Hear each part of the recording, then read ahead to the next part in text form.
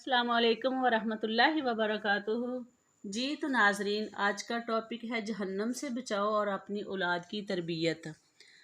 अल्लाह रब्बुल इज़्ज़त कुरान पाक में इरशाद फरमाते हैं, या अय्युहल्लज़ीना आमनू कू अनफुसिकुम व अहलिकुम नारा, कि ए लोगो जो ईमान ले आए हो, ख़ुद को भी जहन्नम की आग से बचा लो और अपने अहलो अयाल को भी जहन्नम से बचाओ। एक ख़ातून बताती हैं कि मैं अपनी दोस्त के घर गई कि चलो आज मैं अपनी दोस्त के पास जाती हूँ, जाकर उनके घर का माहौल देखती हूँ, मिल भी आती हूँ। तो कहती हैं जब मैं गई हूँ तो मेरी दोस्त की बेटी थी, कोई 3 साल 4 साल एज होगी उसकी। तो आकर अपनी तोतली सी ज़ुबान के साथ कहने लगी कि अम्मी जान, क्या आज हमने जन्नत में घर नहीं बनाना? तो वालदा जो थी वो हंस पड़ी, मुस्कुरा उठी। तो तब तक उसकी जो दूसरी 2-3 बहनें थीं वो भी आ गईं। उनकी एज होगी तकरीबन 3-4 साल से लेकर 10 साल तक। तीनों चारों बच्चे वालदा के पास आकर बैठ गए और कहने लगे कि अम्मी जान आओ हम अपना जन्नत में घर बनाते हैं।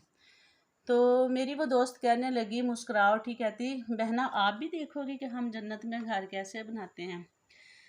तो बच्चों ने, मैंने कहा चलो बच्चों बैठो, हम अल्लाह के साथ अपना जो है ना तल्लक मजबूत करने के लिए जन्नत में अपना महल बनाते हैं, अपना घर बनाते हैं।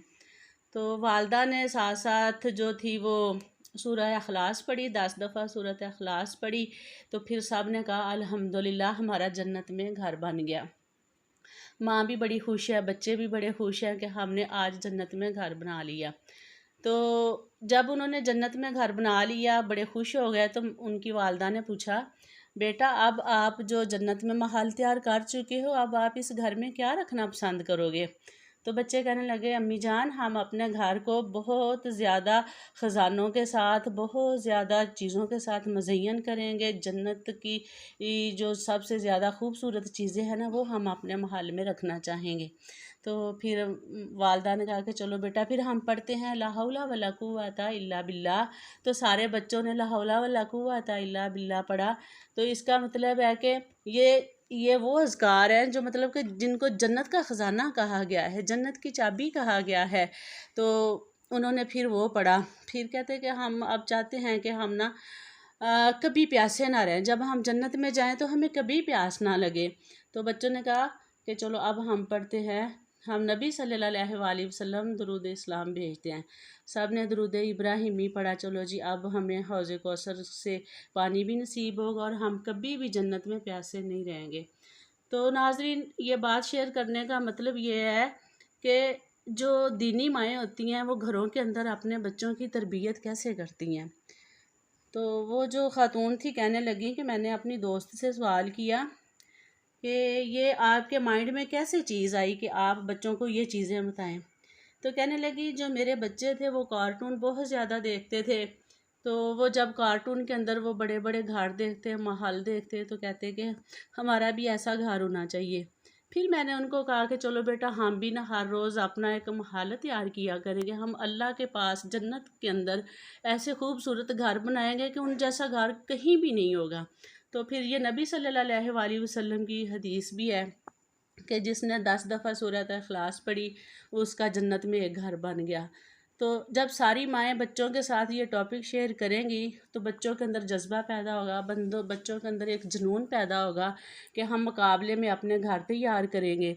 ये होती है दीनी तरबियत, ये होती है एक दीनी माँ की जो तरबियत है अपने बच्चों को, वो इतना बताती हैं कि चलो हमने अपने अल्लाह के साथ कैसे टच रहना है।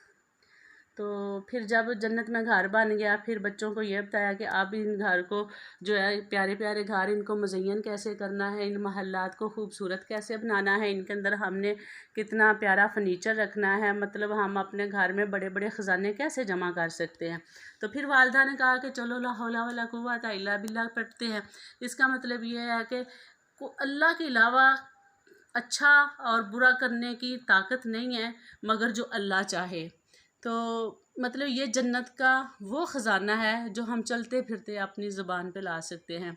अल्हम्दुलिल्लाह, अल्लाहु अकबर, और ये वो अज़कार जिनके साथ हमारी ज़ुबान जो है वो मज़य्यन रहती है, हमारे ज़िक्र अज़कार के साथ हमारे दिलों की मैल की चैल उतरती रहती है।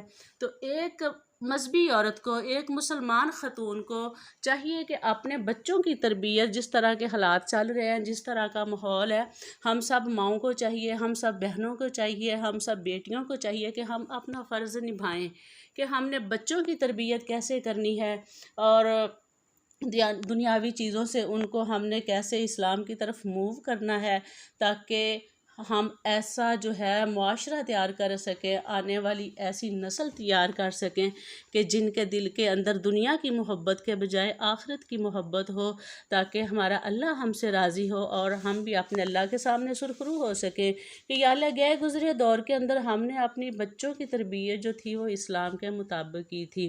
اللہ ہم سب کو عمل کی توفیق دے، وآخر دعوانا الحمدللہ رب العالمین۔ اگر آپ کو میری یہ ویڈیو اچھی لگے تو میرے چینل کو سبسکرائب کرتے جائیں، مزید انشاءاللہ دینی ٹاپک کے ساتھ آپ کے ساتھ پھر حاضر ہوں گی۔